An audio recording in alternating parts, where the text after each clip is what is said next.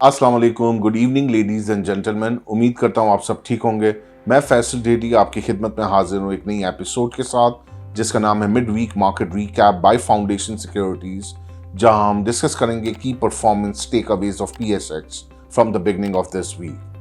अगर हम performance level पे निगाह डालें तो पीर वाले दिन KSE 100 index open at 1,12,348 index point के साथ और आज वेडनेसडे के दिन it manages and settle to conclude at 1,13,342 index point के साथ मजमूई तौर पे 1,050 पॉइंट्स का इजाफा देखा गया है in the benchmark KSE 100 index over the last 3 working days.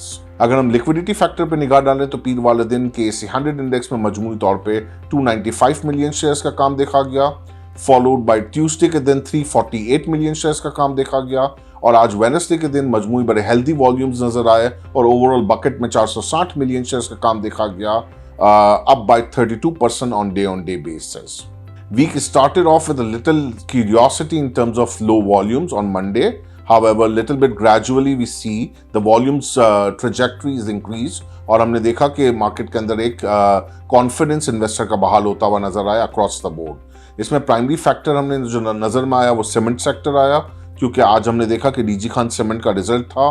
मजमूई तौर पर रिजल्ट में हमने एक अच्छा इजाफा देखा है, क्वार्टर ऑन क्वार्टर अर्निंग में मार्जिन्स भी इंप्रूव हुए हैं और साथ ही साथ हम ये भी एंटिसिपेट कर रहे हैं कि 20th फैब को लकी सीमेंट की financial meeting other than financial result और उसके अंदर हम ये एक्सपेक्ट कर रहे हैं या मार्केट ये एक्सपेक्ट कर रही है that there can be one announcement pertaining to either stock split or a bonus और अ काइंड ऑफ अरेंजमेंट जहां पार वैल्यू को रीशफल किया जाए।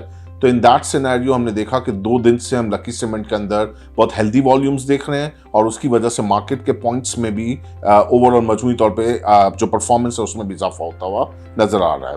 तो ये तो पार्ट था कि किस तरीके से मंडे से अब तक का मार्केट में इन्वेस्टर्स का बिहेवियर नजर आया टूवर्ड्स न्यू बाइंग पैटर्न। जो आगे के लिए सूरत हाल है वो ये है कि result season is almost over और बिल्कुल अपने एंडिंग फेज के अंदर है। कुछ कंपनीज का ही रहता है, आज कुछ बैंकों का भी था well in line with the market expectation. HBL का भी रिजल्ट आ गया और UBL का भी आ गया, फॉलोड बाय कमिंग डेज में नेशनल बैंक ऑफ पाकिस्तान का ड्यू है तो वो भी इन लाइन ही रहेगा और एंटिसिपेशन यही है कि इस बार डिविडेंड भी नेशनल बैंक अनाउंस करेगा। तो वी बिलीव सो कि things are now saturated and concentrated over here. No new trigger available in the market right now. आगे के दिनों में ये कहानियां आना शुरू हो जाएंगी कि IMF के साथ हमारी मीटिंग है, उसके अंदर नए टर्म्स एंड कंडीशंस को डिस्कस करना है, क्या कंडीशनैलिटीज वहाँ से आएंगी। फिर during the Holi month of Ramzan थोड़े वॉल्यूम्स वैसे ही ड्राई हो जाते हैं। तो ये वो तमाम फैक्टर्स हैं जो सेल्स पर्सपेक्टिव एक ट्रेडर फोकस रखता है और एक रिटेल काम करने वाला इन चीज़ों को बड़ा वैल्यू और वेटेज देता है। तो इन चीज़ों पर रहते हुए हमारा व्यू पॉइंट यही है कि थोड़ा सा कंसोलिडेशन वाला फेज कमिंग डेज में विद लो वॉल्यूम्स के साथ नजर आ सकता है। Till then please share your valuable feedback here at info@fs.com.pk. Your valuable feedback is really important to us. Till then, I, Faisal Dedi, signing off. Take very good care of yourself and your investment too. Have a pleasant evening. Goodbye.